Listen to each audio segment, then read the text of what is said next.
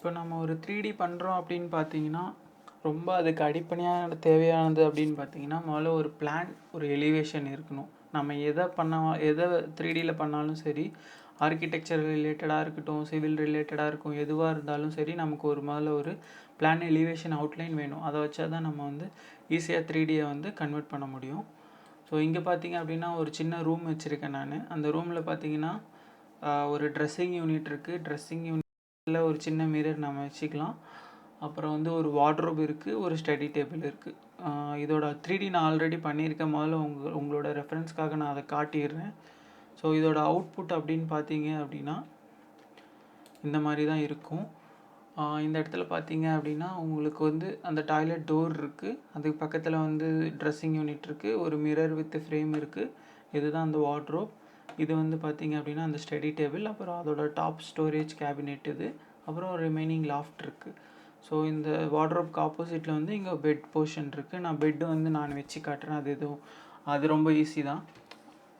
அதுக்கப்புறம் பார்த்தீங்க அப்படின்னா இதுதான் அதோட எலிவேஷனில் என்ன இருக்குது அப்படின்னா, ஒரு 7 feet வார்ட்ரோப் இருக்குது, 7 feet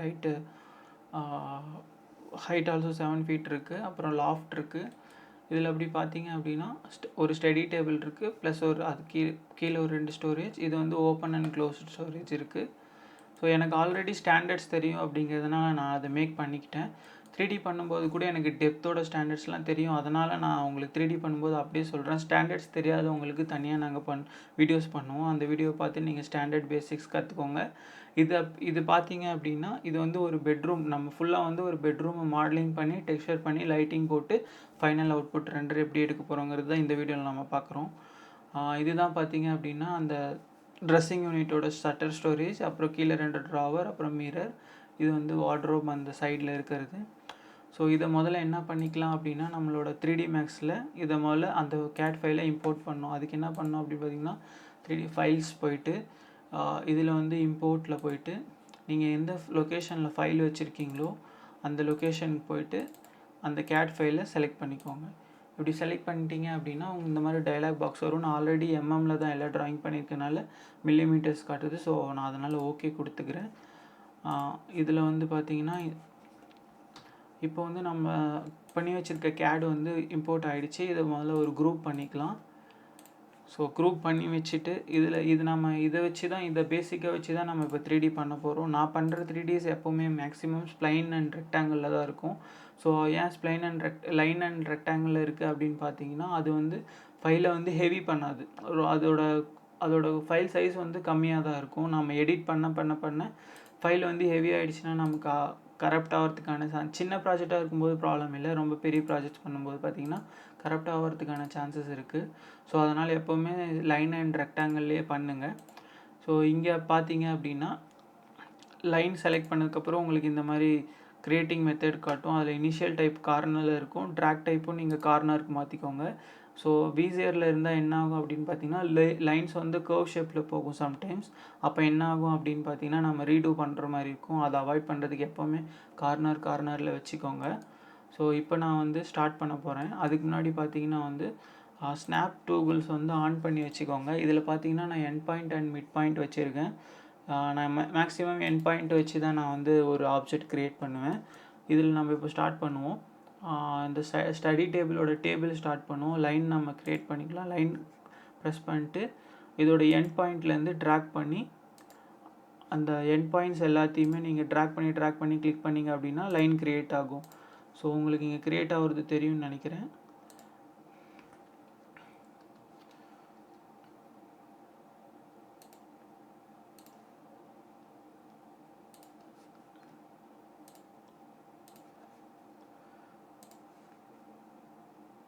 ஸோ இப்படி என் பண்ணிட்டு இதை க்ளோஸ் ஸ்ப்ளைன் கேட்கும்போது எஸ் கொடுத்துருங்க. இப்போ வந்து நம்ம ரெக்டாங்கிள் லைனை வச்சு இந்த மாதிரியான இந்த ஸ்டடி டேபிளோட ஆப்ஜெக்ட் க்ரியேட் பண்ணிட்டோம். இதுக்கு வந்து நாம் வந்து முதல்ல ஒரு 3D டைமென்ஷனல் டெப்த்து கொடுக்கணும். இது இப்போ நம்ம 2Dக்கு ஏற்ற மாதிரி லைன் அது மேலே பண்ணிட்டோம். இப்போ இதை 3Dயாக கன்வெர்ட் பண்ணுறதுக்கு என்ன வேணும் அப்படின்னா அதுக்கான ஆப்ஷன் தான் எக்ஸ்ட்ரூட். ஸோ நம்ம அதை வந்து என்ன பண்ணோன்னா மாடிஃபைல போயிட்டு இங்கே வந்து EX3 எக்ஸ்ட்ரூட்னு கொடுத்தீங்க அப்படின்னா எக்ஸ்ட்ரூட் ஆகும். அதோட அமௌண்ட் எவ்வளோன்னு கொடுத்தீங்க அதோட அமௌண்ட் கொடுத்தீங்க அப்படின்னா எவ்வளோ டெப்த்து உங்களுக்கு தேவையோ நீங்கள் அந்த டெப்த்து கொடுத்தீங்கன்னா அது ஆட்டோமேட்டிக்காக க்ரியேட் ஆகிடும். ஸோ நான் பேசிக்கான ஸ்டாண்டர்ட் டைமென்ஷன் கொடுக்குறேன் 500 which is 20 inches கொடுக்குறேன். ஸோ 20 inches வந்து க்ரியேட் ஆகிடுச்சு. ஸோ இப்போ போய் நம்ம அதை ட்ராக் பண்ணி 3Dயாக பார்த்தோம் அப்படின்னா ஒரு டேபிள் க்ரியேட் ஆகிடுச்சு. மறுபடியும் டாப் வியூ போயிடலாம். இப்போ பார்த்தீங்க அப்படின்னா நம்ம ஒவ்வொரு தடவையும் இங்கே போயிட்டு எக்ஸ்ட்ரூடு எடிட்டபிள் நம்ம ஃப்யூச்சரில் எடிட்டபிள் பாலியெல்லாம் யூஸ் பண்ணுவோம். அந்த டைமில் ஒவ்வொரு தடவையும் பண்ணும்போது நம்ம கொஞ்சம் கஷ்டமாக இருக்கும். அதுக்கு நம்ம என்ன பண்ணலாம் அப்படின்னு பார்த்தீங்கன்னா மாடிஃபை செலக்ட் பண்ணிக்கோங்க. இந்த இடத்துல பார்த்தீங்கன்னா கான்ஃபிகர் மாடுலர் செட்னு இருக்கும். அதை செலக்ட் பண்ணிவிட்டு இந்த இடத்துல வந்து கான்ஃபிகர் மாடிஃபையர் செட் போயிட்டு உங்களுக்கு எதெல்லாம் தேவையோ அதெல்லாம் இந்த லிஸ்ட்டில் இருக்கும். அதை ட்ராக் பண்ணி நீங்கள் இங்கே போட்டுக்கிட்டீங்க அப்படின்னா அந்த இது வந்து உங்களுக்கு கிடச்சிரும். நீங்கள் ஒவ்வொரு தடவையும் அந்த டேப்குள்ளே போயிட்டு அதை கிளிக் பண்ணுறதுக்கான அவசியம் இருக்காது. ஸோ நான் ஒரு 6 டோட்டல் பட்டன்ஸ் வச்சுக்கிறேன். எனக்கு என்னென்ன தேவையோ அதை மட்டும் நான் இதில் ஆட் பண்ணிக்கிறேன். முதல்ல எனக்கு வந்து எக்ஸ்ட்ரூட் வேணும். ஸோ எக்ஸ்ட்ரூட் செலக்ட் ட்ராக் பண்ணி இது மேலே போட்டுக்கிறேன். நெக்ஸ்ட்டு எடிட்டபிள் மெஷ் யூஸ் பண்ணுவேன் நான். எடிட்டபிள்ஸ் பாலி யூஸ் பண்ணுவேன் நான். எடிட்டபிள் ஸ்ப்ளைன் நமக்கு வேணும்.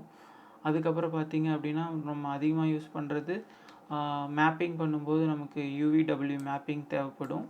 அப்புறம் நமக்கு என்ன தேவைப்படுறது அப்படின்னு பார்த்தீங்கன்னா FFD பண்ணுவோம். நம்ம ஒரு ஆப்ஜெக்டை வந்து அதோட விட்த் ஹைட்டு டெப்த் எதுவுமே சேஞ்ச் பண்ணாமல் அதை ஸ்ட்ரெச் பண்ணுறதுக்கும் அப்புறம் வந்து அதை சிங்க் பண்ணுறதுக்கும் பார்த்திங்கன்னா FFD தேவை. ஸோ அதனால் அதையும் ஆட் பண்ணிக்கிறேன். ஆட் பண்ணிட்டு ஓகே கொடுத்துட்டு நீங்கள் மறுபடியும் அந்த கான்ஃபிகரில் போயிட்டு ஷோ பட்டன்ஸ் கொடுத்தீங்கன்னா இந்த இடத்துல அந்த கமெண்ட்ஸ்லாம் வந்துடும். நீங்கள் ஒவ்வொரு தடவையும் இந்த மாடுலருக்குள்ளே போயிட்டு அதை கிளிக் பண்ணி ஒவ்வொரு தடவையும் சர்ச் பண்ணி எடுக்கணுன்ற அவசியம் இருக்காது. ஸோ இந்த மாதிரி எல்லோரும் பண்ணி வச்சுக்கோங்க. நீங்கள் மாடலிங் பண்ணும்போது உங்களுக்கு கொஞ்சம் ஈஸியாக இருக்கும். ஸோ நெக்ஸ்ட்டு என்ன பண்ணுறோம் அப்படின்னு பார்த்தீங்கன்னா இந்த டேபிள் க்ரியேட் பண்ணியாச்சு. டேபிளுக்கு கீழே ஒரு ஸ்டோரேஜ் இருக்குது. ஸோ அந்த ஸ்டோரேஜ் க்ரியேட் பண்ணலாம். அதுக்கு நான் என்ன கமெண்ட் யூஸ் பண்ணுறேன்னு பார்த்தீங்கன்னா ரெக்டாங்கிள் யூஸ் பண்ணுறேன். ரெக்டாங்கிள் வச்சு ட்ராக் பண்ணி ரெக்டாங்கிள் போட்டுட்டு அதோட டெப்த்து பார்த்தீங்க அப்படின்னா நான் ஒரு நம்ம ஆல்ரெடி 500 டேபிள் கொடுத்துருக்கோம். அப்போ டேபிளோட கொஞ்சம் ஸ்டோரேஜ் உள்ளே இருக்க மாதிரி நான் க்ரியேட் பண்ணுறேன். அதனால் அது 500 இருக்குன்றதுனால இது ஒரு 430 நான் க்ரியேட் பண்ணுறேன். இன்க்ளூடிங் ஷட்டர் பார்த்தீங்கன்னா 450 வந்துடும். ஸோ 430 பாக்ஸோட இது க்ரியேட் பண்ணிக்கிறேன் நான். இப்போ பார்த்தீங்க அப்படின்னா நான் ஒயர் ஃப்ரேமுக்கு போயிட்டு இது ஷேடடில் வச்சுக்கோங்க. ஷேடட் அண்ட் ஒயர் ஃப்ரேம் மட்டும் மேக்ஸிமம் யூஸ் பண்ணுங்கள். இப்போ பார்த்தீங்கன்னா நான் ஒயர் ஃப்ரேமுக்கு போகிறேன். F4 அழுத்தினீங்கன்னா அதோட அவுட்லைன்ஸ்லாம் தெரியும். F3 ப்ரெஸ் பண்ணிங்கன்னா ஒயர் ஃப்ரேம் நமக்கு வந்துடும். இப்போ நான் பேக் சைடில் இருக்கிற ஸ்டோரேஜ் நமக்கு கிடச்சிருச்சு. நான் இப்போ இந்த இடத்துல ஒரு ட்ராவர் இருக்குது. ஸோ அந்த ட்ராவர் க்ரியேட் பண்ணுறேன். அது மேலே லைன் போட்டுட்டு அது மேலே ரெக்டாங்கிள் பண்ணிவிட்டு மறுபடியும் அதை வந்து எக்ஸ்ட்ரூட் கொடுத்தோம் அப்படின்னா இங்கே அமௌண்ட் சேஞ்ச் பண்ணிக்கலாம் 20 mm. ஸோ இது வந்து 430 இருக்குது. இது ஒரு 20 ஆல் டுகெதர் பார்த்தீங்கன்னா 450 கிடச்சிரும் நமக்கு. அந்த ஸ்டோரேஜோட டோட்டல் இது பார்த்திங்கன்னா 450 இருக்கும். இங்கே பார்த்தீங்க அப்படின்னா இங்கே கீழே ஒரு ஷட்டர் இருக்குது. அந்த ஷட்டர் க்ரியேட் பண்ணிக்கலாம். ஸோ இதை எக்ஸ்ட்ரூட் பண்ணோமா அப்படின்னா 20 mm எக்ஸ்ட்ரூட் பண்ணிக்கலாம். நெக்ஸ்ட்டு வந்து டாப் கேபினெட்ஸ் இருக்குது. ஒவ்வொரு ஈச் ஓப்பன் பாக்ஸஸுமே நம்ம மறுபடியும் ரெக்டாங்கிள்லேயே பண்ணிக்கலாம். ஸோ ரெக்டாங்கிள்கே போயிட்டு ரெக்டாங்கிள் ஃபஸ்ட்டு போட்டுக்கோங்க. இதை செலக்ட் பண்ணி இதை வந்து எடிட்டபிள் ஸ்ப்ளைனாக மாற்றுங்க. ஸ்ப்ளைனாக மாற்றிட்டு அந்த ஸ்ப்ளைனை செலக்ட் பண்ணிக்கோங்க. கீழே போனீங்க அப்படின்னா அவுட்லைன்னு ஒரு ஆப்ஷன் இருக்கும். இந்த அவுட்லைனில் போயிட்டு இந்த எவ்வளோ ப்ளையோட திக்னஸ் தெரியும். ஓப்பன் பாக்ஸாக இருந்தால் ஒரு ப்ளையோட திக்னஸ் தெரியும். அப்போ அதோட எவ்வளோ திக்னஸ் இருக்கோ அதை நீங்கள் இங்கே மென்ஷன் பண்ணிங்க அப்படின்னா அது வந்துடும். நான் இப்போ 20 கொடுத்தேன். இப்போ 20 ஆஃப்செட் ஆகிடுச்சு. ஸோ டைரெக்டாக இப்போ நான் இதை எக்ஸ்ட்ரூட் பண்ணும்போது அப்படின்னு பார்த்தீங்கன்னா இதுக்கு வந்து டைரெக்டாக இது 3Dயாக கன்வெர்ட் ஆகிடும். ஸோ எக்ஸ்ட்ரூட் அமௌண்ட் நான் வந்து என்ன கொடுக்குறேன் அப்படின்னு பார்த்தீங்கன்னா ஒரு 280 கொடுக்குறேன். 280 mm. அதே மாதிரி இங்கே அதே மாதிரி இன்னொரு பாக்ஸ் இங்கே பண்ணிக்கிறோம்.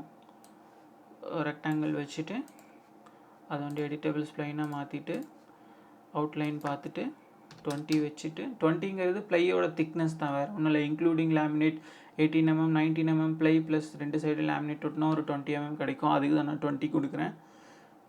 இதுக்கப்புறம் பார்த்தீங்க அப்படின்னா இதை அப்படியே டைரெக்டாக நம்ம எக்ஸ்ட்ரூட் கொடுத்துக்கலாம். 280 கிடச்சிருச்சு. மறுபடியும் இதையும் பார்த்தீங்க அப்படின்னா ரெக்டாங்கிள் போட்டு இது எடிட்டபிள் ஸ்ப்ளைன் ஆக்கிட்டு இது ஒரு 20 mm கொடுத்து எக்ஸ்ட்ரூட் கொடுத்துக்கலாம். ஸோ 280 எல்லா சைடுமே நமக்கு 280 கிடச்சிருச்சு. ஸோ இப்போ என்ன பண்ணலாம் அப்படின்னு பார்த்தீங்கன்னா இப்போ மீதி இருக்கிறது வந்து இந்த ஷட்டர்ஸ் க்ளோஸ்டு ஷட்டர் ஸ்டோரேஜ் நமக்கு இன்னும் மீதி இருக்குது. ஸோ அதையும் க்ரியேட் பண்ணிடுவோம். இது பார்த்திங்கன்னா ரெக்டாங்கிளே பண்ணிவிட்டு நான் எக்ஸ்ட்ரூட் கொடுக்குறேன் டைரெக்டாக. இதுக்கு 280 இருக்கலாம். ஸோ இதுக்கு மேலே ஷட்டர் வரும்போது அப்படி பார்த்தீங்க அப்படின்னா இங்கேருந்து அது ப்ரொஜெக்ட் ஆகி வெளியில் இருக்கும். அந்த ஷட்டர் வந்து 20 mm ப்ரொஜெக்ட் ஆகிருக்கும் ஓப்பன் பாக்ஸை விட. ஸோ அதே மாதிரி இந்த ரெக்டாங்கிள் போட்டுட்டு இதையும் பண்ணிடலாம். 280 மறுபடியும் இன்னொரு ரெக்டாங்கிள் பண்ணிவிட்டு இது வந்து ஒரு 280. ஸோ எல்லா சைடும் 280 கிடச்சிருச்சு. இப்போ நம்ம ஒரு ஷட்டர் க்ரியேட் பண்ணோம். அது மேலே அந்த 280க்கு மேலேயே நான் ஒரு இன்னொரு ரெக்டாங்கிள் போட்டு அதை எக்ஸ்ட்ரூட் கொடுக்குறேன். அது எவ்வளோன்னு பார்த்தீங்கன்னா 20 mm. ஸோ நம்ம பின்னாடி இருக்கிற கேபினெட் பாக்ஸ் ரெடி பண்ணிட்டோம். அதுக்கு மேலே வந்து ஷட்டர் க்ரியேட் பண்ணுறோம். 20 mm கிடச்சிருச்சு. அதே மாதிரி இங்கேயும் 20 mm கிடச்சிருச்சு. இப்போ பார்த்தீங்க அப்படின்னா இது வந்து மேலே இருக்கிறது வந்து ஒரு பெரிய ப்ராப்ளம் இல்லை. நம்ம வந்துட்டு மூவ் கமாண்டில் ரைட் கிளிக் பண்ணிங்க அப்படின்னா அது எவ்வளோ மேலே இருக்குதுன்னு தெரிஞ்சிடும் 0 லெவல்லேருந்து. ஸோ அதை நம்ம ஈஸியாக வந்து அதை 0க்கு மாற்றிட்டு இந்த ஷட்டர் எப்போவுமே நம்ம ஹைட் என்னன்னு பார்த்தீங்க அப்படின்னா 280 நம்ம 280 mmக்கு மேலே வந்து இந்த ஷட்டர் இருக்கணும்.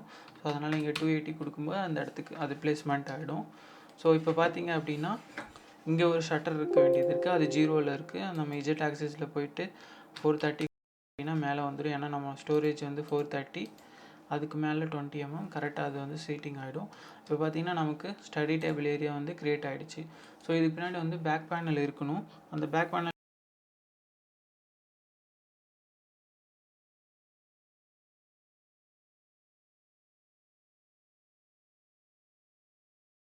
பேனல் வந்து ஒரு 6 mmல யூஸ் பண்ணாங்க. ஸோ அந்த 6 mm நான் போட்டுக்கிறேன். ஸோ 0 கொடுத்துக்கலாம். எப்போவுமே இந்த மாதிரி மாடலிங் பண்ணும்போது வந்து அந்த ஆப்ஜெக்ட் க்ரியேட் பண்ணியிருக்கிற இதோட இஜெட் ஆக்சிஸ் பார்க்கணும் நீங்கள் டாப் வியூவில். ஏன்னா அது சம்டைம்ஸ் மேலே இருக்கும். நம்ம அது ஸ்னாப் டேபிள் யூஸ் பண்ணுறதுனால என்ன ஆகும் அப்படின்னா அது மேலே வந்துடும். ஸோ அதை நம்ம கிளியர் பண்ணுறதுக்காக அதை கீழே தள்ளிக்கணும். 0 ப்ரெஸ் பண்ணிட்டீங்கன்னா அது கீழே போயிடும். 6 mm. ஸோ இப்போ வந்து 3D க்ரியேட் ஆகிடுச்சு. டேபிள் ஸ்டடி டேபிளோட மாடலிங் ரெடி ஆகிடுச்சு. இப்போ என்ன பார்த்தீங்க அப்படின்னா நம்ம வார்ட்ரோப் க்ரியேட் பண்ணோம். வார்ட்ரோப் க்ரியேட் பண்ணுறதுக்கு பார்த்தீங்க அப்படின்னா நான் இந்த எண்ட் பாயிண்ட்லேருந்து இந்த எண்ட் பாயிண்ட்டுக்கு ஒரு ரெக்டாங்கிள் போட்டுக்கிறேன். ஸோ வார்ட்ரோபோட நார்மலான ஸ்டாண்டர்ட் சைஸஸ் பார்த்தீங்க அப்படின்னா ஒரு 550 இருக்கும். இதோட கேர்கேஸோட சைஸ் பார்த்தீங்கன்னா 550. அது நான் என்ட்ரு பண்ணிக்கிறேன். ஸோ இதுக்கு மேலே வந்து 2 ஸ்லைடிங் ஷட்டர் வரணும். ஒரு ஷட்டர் இங்கே இருக்கும், இன்னொரு ஷட்டர் இங்கேருந்து இருக்கும். ஸோ இந்த மாதிரி 2 ஷட்டர்ஸ் இருக்கும். அதோட ஷட்டரோட திக்னஸ் எப்பவும் போல் 20 இருக்கும். ஸோ சம்டைம்ஸ் அது வேரி ஆகும். இது வந்து நான் யூஸ் பண்ணுறது ப்ளைக்கான வார்ட்ரோப் பண்ணுறதுனால இது 20 mm தான் இருக்கும். சாலிவுட்லாம் பண்ணும்போது வந்து 25 அந்த மாதிரி இருக்கும். 25, 30 அந்த வேல்யூஸ் அப்படி பண்ணலாம். ஸோ இதெல்லாமே நான் 20 வச்சுக்கிறேன் இங்கே.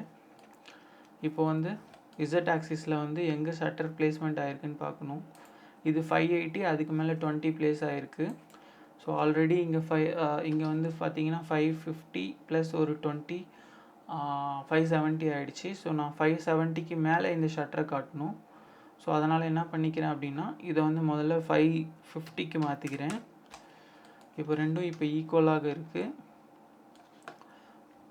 இப்போ என்ன பண்ணுறேன் அப்படின்னு பார்த்தீங்கன்னா இந்த ஷட்டரை இன்னும் கொஞ்சம் மேலே ஏற்றிக்கிறேன். அதுக்கு என்ன பண்ணுறேன்னா 570 வச்சுக்கிறேன். ஸோ இப்போ பார்த்தீங்கன்னா ஸ்லைடிங் ஷட்டர் எப்போவுமே ஒன்று மேலே ஒன்று இருக்கும். ஸோ இந்த மாதிரி நீங்கள் க்ரியேட் பண்ணிக்கலாம். அதை மறுபடியும் டாப் வியூ போயிட்டு பேலன்ஸ் இருக்கிறது என்ன இருக்கோ அது க்ரியேட் பண்ணிக்கலாம். லாஃப்ட்டு. ஸோ லாஃப்ட்டுக்கு ரெக்டாங்கிளே பண்ணிக்கிறேன் நான். இதை எக்ஸ்ட்ரூட் பண்ணிவிட்டு லாஃப்ட் எப்போவுமே வந்து நாம் இங்கே ஹேண்டில் இல்லாமல் பண்ணுவோம். ஹேண்டில் இல்லாமல் பண்ணும்போது அப்படி என்ன பண்ணோம் அப்படின்னா புஷ் பட்டன் போட்டு ஓப்பன் பண்ணுற மாதிரி காட்டலாம். அல்லது ரெசிஸ்ட் ஹேண்டில்னு இருக்குது, அது வேணால் கன்சீல்டு ஹேண்டில்ஸ்னு சொல்லுவாங்க, அந்த மாதிரி அதை காட்டலாம். ஸோ நாம் இப்போ என்ன பண்ணலாம் அப்படின்னு பார்த்தா புஷ் பட்டனுக்கு பண்ணுவோம். ஸோ அதுக்கு வந்து லாஃப்டோட டெப்த் எவ்வளோ வச்சுக்கலாம் அப்படின்னு பார்த்தீங்கன்னா நம்ம 570 நம்ம வார்ட்ரோபே வந்துருச்சு. ஸோ நான் 600 இங்கே லாஃப்டோட டெப்த் வச்சுக்கிறேன். அதுக்கு மேலே ஷட்டர் டெப்த் வச்சுக்கலாம். ஸோ 600 பாக்ஸ் க்ரியேட் பண்ணிட்டோம். அதுக்கு மேலே வந்து ஷட்டர்ஸ் க்ரியேட் பண்ணுறோம் 20 mm.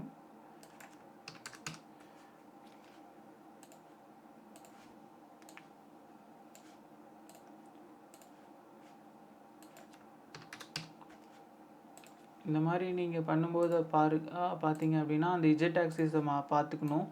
நீங்கள் ஒன்ஸ் க்ரியேட் பண்ணதுக்கப்புறம் அந்த இஜெட் ஆக்சிஸ்க்கு போயிட்டு ஒன்றொன்றையும் சேஞ்ச் பண்ணிக்கலாம். ஸோ இந்த மாதிரி ஃப்ரண்ட் எலிவேஷன் வச்சு நீங்கள் பண்ணும்போது என்ன ஆகும் அப்படின்னா ஈஸியாக இருக்கும். நீங்கள் எடிட் பண்ணுறதுக்கு ஈஸியாக இருக்கும். நீங்கள் என்ன ஆக்சுவலாக பண்ணிகிட்ருக்கீங்கன்ற ஐடியா உங்களுக்கு தெரியும். அதேமாதிரி ரெக்டாங்கிளில் தான் நம்ம பண்ணுறோம் அப்படிங்கிறதுனால நம்ம ஒவ்வொரு தடவையும் பாக்ஸ் வேல்யூ அதெல்லாம் நம்ம ஆட் பண்ணிகிட்ருக்க தேவையில்லை. டைரெக்டாக எக்ஸ்ட்ரூட் கொடுத்தா கிடச்சிரும். ஸோ இப்போ வந்து எல்லா ஷட்டரையும் நம்ம மேலே எடுத்துக்கலாம். ஸோ 600 தான் நம்மளோட டோட்டல் லாஃப்டோட கேர்கேஸோட டெப்த்து. ஸோ நான் அதனால் 600க்கு மூவ் பண்ணிக்கிறேன். ஸோ இப்படி மூவ் பண்ணும்போது என்ன அப்படின்னா அது மேலே வந்துடும். 600 இது 600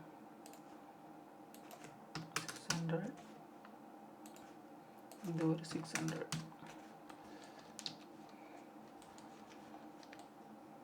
ஸோ இப்போ நமக்கு என்ன பார்த்தீங்க அப்படின்னா வார்ட்ரோபு க்ரியேட் ஆகிடுச்சு, லாஃப்டும் ரெடி ஆகிடுச்சு. ஸோ அடுத்து வந்து நம்ம அதுக்கு பக்கத்தில் இருக்க ட்ரெஸ்ஸிங் டேபிள் பண்ணலாம். அதுக்கு கீழே இருக்கிற ட்ராவர்ஸ் ஃபஸ்ட்டு பண்ணிக்கலாம். நான் ட்ராவரோட டெப்த் எவ்வளோ கன்சிடர் பண்ணிக்கிறேன் அப்படின்னு பார்த்தீங்கன்னா நான் ஒரு 430 கன்சிடர் பண்ணிக்கிறேன். 430 கன்சிடர் பண்ணும்போது ஷட்டரோட சேர்த்து அது 450 ஆகிடும். ஸோ இதெல்லாம் ஸ்டாண்டர்ட் சைஸஸ். 430, 450, அப்புறம் வந்து பார்த்திங்கன்னா ஸ்டடி டேபிள் இது 500, அதெல்லாம் ஸ்டாண்டர்ட் சைஸஸ். 430 ப்ளஸ் ஒரு 20 mm ஷட்டர் ஆல் டுகெதர் நமக்கு வந்து ஒரு 450 கிடைக்கும். ஸோ அதே மாதிரி பண்ணிக்கலாம். அதுக்கு மேலே பார்த்தீங்க அப்படின்னா இந்த இடத்துல ஒரு டாப் லை இருக்குது. இந்த டாப் லை எவ்வளோ இருக்குன்னு பார்த்தீங்கன்னா நான் வந்து நம்ம 450 விட அதிகமாக இருக்கணும். நான் ஒரு 15 mm அதிகமாக வச்சுக்கிற ப்ரொஜெக்ஷனுக்காக 465 வச்சுக்கிறேன். ஸோ இந்த மாதிரி நமக்கு ட்ராவர் பேஸ் கிடச்சிருச்சு. இப்போ வந்து நம்ம டாப் கேபினெட் அதுக்கு மேலே ஒரு கேபினெட் க்ரியேட் பண்ணிக்கலாம். அந்த கேபினெட் பார்த்திங்கன்னா அதோட டெப்த்து நான் ஒரு 300 வைக்கிறேன். ப்ளஸ் அதோட ஷட்டர் ஒரு 20 mm அது மேலேயே க்ரியேட் பண்ணுறேன். ஸோ ஆல் டுகெதர் பார்த்திங்க அப்படின்னா ஒரு 320 mmக்கு வந்து ஸ்டோரேஜ் கிடைக்கும். இதை நீங்கள் 280 ப்ளஸ் 20 mm கூட பண்ணிக்கலாம். ஆல் டுகெதர் 300 கிடைக்கும். அதில் எந்த பெரிய வேரியேஷன்ஸ் எதுவும் இருக்காது. ஸோ இதை நான் மூவ் பண்ணி மேலே வச்சுக்கிறேன் 300. ஸோ இப்போ நம்மளோட ட்ரெஸ்ஸிங் க்ரியேட் ஆகிடுச்சு. இப்போ என்ன பண்ணோம் அப்படின்னு பார்த்தீங்கன்னா நம்மளோட மிரர் க்ரியேட் பண்ணோம். மிரர் க்ரியேட் பண்ணுறதுக்கு என்ன பண்ணுறேன்னு பாருங்கள்.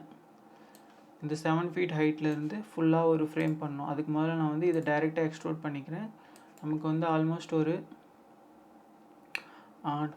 பேக் ப்ளை எப்போவுமே பார்த்தீங்கன்னா ஒரு 12 mm பேக் ப்ளை பண்ணுவாங்க. எப்போவுமே பேக் ப்ளை வந்து ஒரு 12 mm இருக்கும். அது மேலே நம்ம வந்து மிரர் க்ரியேட் பண்ணிக்கலாம். ஸோ மிரர் வந்து ஒரு 6 mm இருக்கும். இப்போ ஆல் டுகெதர் பார்த்தீங்க அப்படின்னா 12 mmக்கு மேலே இருக்கணும் 6 mm. ஸோ இப்போ வந்து பார்த்திங்கன்னா மிரர் க்ரியேட் ஆகிடுச்சு. ஸோ இப்போ என்ன பண்ணலாம் அப்படின்னு பார்த்தீங்கன்னா இதை வந்து இப்போ பிளானில் போயிட்டு நம்ம வந்து முதல்ல வால்ஸ் க்ரியேட் பண்ணிக்கணும்.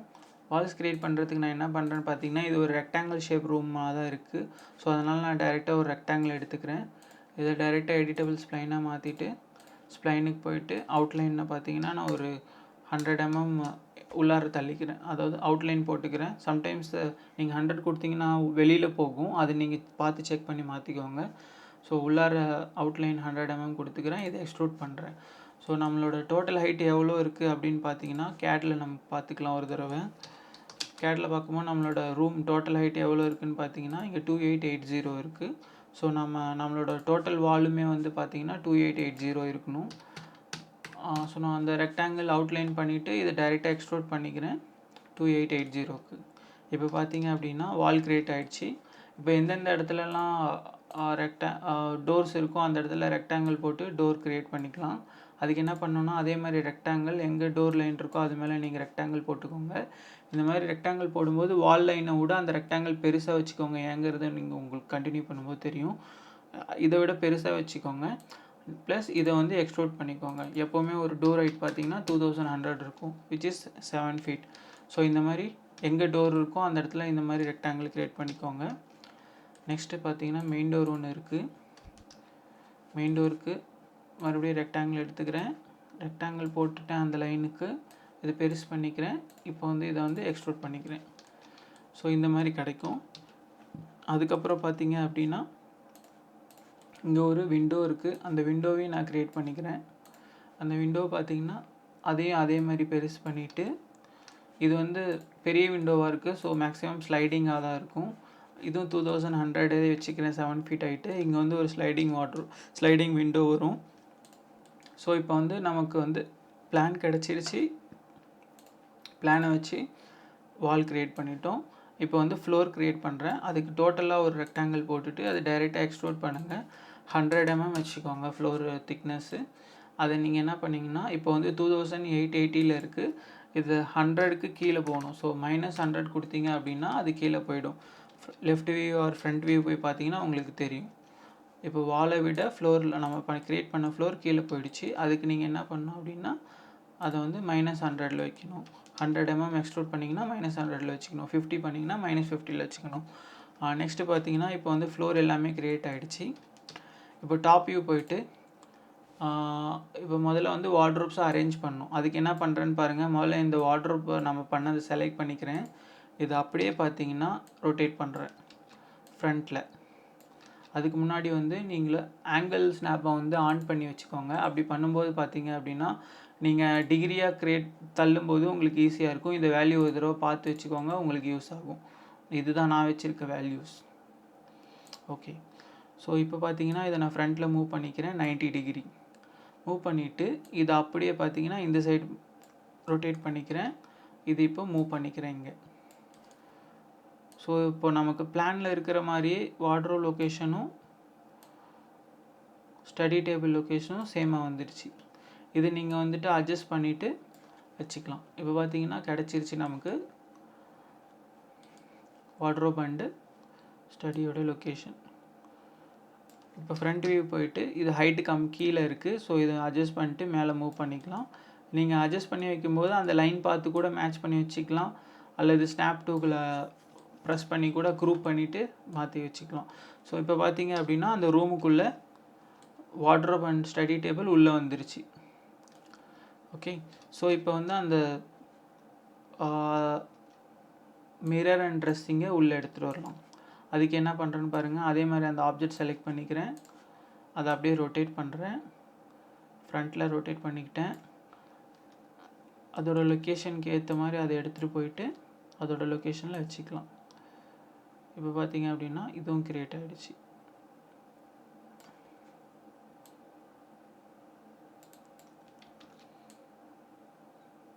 நெக்ஸ்ட் என்ன பண்ணலான்னா அந்த வால் அலைன்மெண்ட்டுக்கு ஏற்ற மாதிரி அதை மூவ் பண்ணிக்கலாம். நீங்கள் ஈஸியாக இருக்கும் அப்படின்னா அந்த ஸ்னாக் டூக்குள்ளே வச்சு கூட திருப்பி மாற்றிக்கலாம். அதெல்லாம் வந்து பேசிக்ஸான திங்ஸு. ஸோ நான் அந்த பேசிக்கான திங்ஸ்லாம் தனியாக பண்ணுறேன். ஸோ வீடியோவோட டியூரேஷன் அதிகமாகக்கூடாதுங்கிறதுனால கொஞ்சம் ஃபாஸ்ட்டாக பண்ணுறதுக்காக நான் அப்படியே வச்சுக்கிறேன். ஸோ ஃப்ரண்ட்டில் போயிட்டு இது மூவ் பண்ணிவிட்டு மேலே வச்சுக்கலாம். ஸோ இந்த மாதிரி க்ரியேட் ஆகிடுச்சு. இப்போ நீங்கள் பெர்ஸ்பெக்டிவ் வியூ போய் பார்த்தீங்க அப்படின்னா உங்களுக்கு அந்த லொக்கேஷன் அது எல்லாமே கரெக்டாக இருக்கும். இந்த மாதிரி ஒரு ரூம், வார்ட்ரோப் அண்ட் ஸ்டடி, அப்புறம் வந்து ட்ரெஸ்ஸிங் க்ரியேட் பண்ணியாச்சு. ஸோ இப்போ பார்த்தீங்க அப்படின்னா இங்கே இதில் வந்து இந்த வாலில் இருந்து இந்த டோர் நம்ம பண்ணியிருக்க ரெக்டாங்கிளை வந்து பூலியன் பண்ணோம். பூலியன் அப்படிங்கிறது என்ன அப்படின்னா அந்த இடத்துல அந்த வாலை வந்து தனியாக கட் பண்ணி எடுக்கிறோம். அந்த டோர் இருக்கிற இடத்தையும் விண்டோ இருக்கிற இடத்துலையும் தனியாக கட் பண்ணி எடுக்கிறோம். எப்போவுமே வந்து வால் க்ரியேட் பண்ணும்போது ஒரே ஆப்ஜெக்டில் பண்ணுங்கள். நான் இப்போ எப்படி ஒரே ரெக்டாங்கிள் வச்சு பண்ணணும் அந்த மாதிரி ஒரே இதாக பண்ணுங்கள். நீங்கள் தனித்தனியாக ஒவ்வொரு இடத்துக்கும் வால் பண்ணிங்க அப்படின்னா ஃபைலோட சைஸ் தான் ஹெவி ஆகும். அப்புறம் பார்த்தீங்கன்னா லைன்ஸ் தனித்தனியாக க்ரியேட் ஆகும். ஃபார் எக்ஸாம்பிள் நான் சொல்கிறேன் பாருங்கள். இந்த வாலை நான் ஹைட் பண்ணிக்கிறேன். இன்கேஸ் நான் வந்து இங்கேருந்து ஒரு ரெக்டாங்கிள் பிடிச்சி அல்லது பாக்ஸ் பிடிச்சி நான் இங்கே ஒன்று தனியாக வால், இங்கே ஒரு வால் அப்படின்னு நம்ம தனியாக க்ரியேட் பண்ணும்போது என்ன ஆகும் அப்படின்னா இந்த மாதிரி லைன்ஸ் க்ரியேட் ஆகும். சம்டைம் இந்த இடத்துல ஷேடோ விழுவும் அல்லது அந்த லைன் வந்து பிளாக்காக தெரியும். ஸோ அதெல்லாம் அவாய்ட் பண்ணுறதுக்கு அதுக்காக தான் அந்த ஷேடோ மாதிரியான ப்ராப்ளம்ஸ்லாம் அவாய்ட் பண்ணுறதுக்காக தான் வந்து தனித்தனியாக பண்ணாமல் ஒரே ரெக்டாங்கிளில் நம்ம பண்ணுறது. ஓகே. ஸோ இப்போ பார்த்தீங்க அப்படின்னா இதுதான் நம்ம பண்ணுற மெத்தடு. எப்போவுமே நான் வந்து ஒரே ஒரு ஆப்ஜெக்டாக இருக்க மாதிரி தான் பண்ணுவேன். டைரெக்டாக வந்து நான் எதை டிடெக்ட் பண்ணணும்னு நினைக்கிறேன் அப்படின்னோ அதை வந்து நான் வந்து டைரெக்டாக பூலியனாக இருந்து பூலியன் பண்ணேன். அதுக்கு என்ன பண்ணணும் அப்படின்னு பார்த்தீங்கன்னா கீழே காம்பவுண்ட் ஆப்ஜெக்ட்ஸ் போயிட்டிங்கன்னா பூலியன்னு ஒரு ஆப்ஷன் இருக்கும். வாலை செலக்ட் பண்ணிக்கோங்க. பண்ணிவிட்டு இந்த ஸ்டார்ட் பிக்கிங் கொடுத்து நீங்கள் எதெல்லாம் பூலியன் பண்ணணும்னு நினைக்கிறீங்களோ அது பூலியன் பண்ணிட்டீங்க அப்படின்னா நமக்கு வந்து இது கிடச்சிரும். ஸோ இந்த மெத்தடில் தான் வந்துட்டு நான் எப்போவுமே க்ரியேட் பண்ணுவேன். ஸோ இது வந்து மாடலிங். நமக்கு தேவையான மாடலிங் எல்லாமே இப்போ கிடச்சிருச்சு. டாப் வியூவில் வந்து நமக்கு இப்போ ஓப்பனாக இருக்குது. ஸோ அந்த இடத்துல சீலிங் போட்டு கவர் பண்ணோம். அதுக்கும் நான் ரெக்டாங்கிள் போட்டுக்கிறேன். அதை டைரெக்டாக எக்ஸ்ட்ரூட் கொடுக்குறேன். அது ஒரு நான் 100 வச்சுக்கிறேன். ஸோ ஃப்ளோரும் 100 எக்ஸ்ட்ரூட் பண்ணேன், சீலிங்கும் 100 எக்ஸ்ட்ரூட் பண்ணேன். ஸோ இப்போ வந்து ஆல் டுகெதர் நமக்கு கிடச்சிருச்சு. ஸோ இப்போ பார்த்தீங்க அப்படின்னா மாடலிங் ஃபினிஷ் ஆகிடுச்சு. நெக்ஸ்ட்டு வந்து இதுக்கான டெக்ஸ்சரிங் அண்ட் லைட்டிங் பார்ப்போம்.